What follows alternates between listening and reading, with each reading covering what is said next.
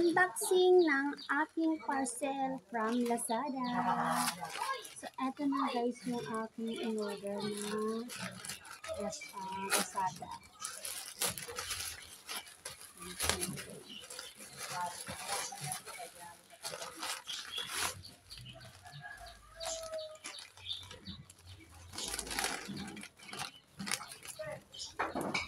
Ito ay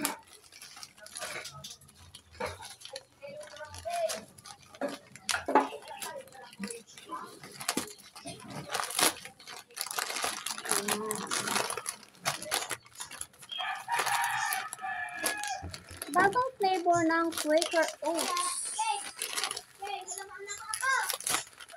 Ayan guys, so magta-try ako ngayon ng Quaker Oats na ang flavor niya is banana and honey. So, para hindi ko na kailangan pang bumili ng honey at saka banana para pag haluin sa aking Quaker Oats. So, kaya nag-try ako na mag-order nito guys. So, before kasi ang kinakain ko is yung original na Quaker Oats. So, ngayon nakita ko ito sa Lazada. Nakita ko meron siyang bagong flavor, banana and honey. Kaya ito, nag-try ako na mag-order ito.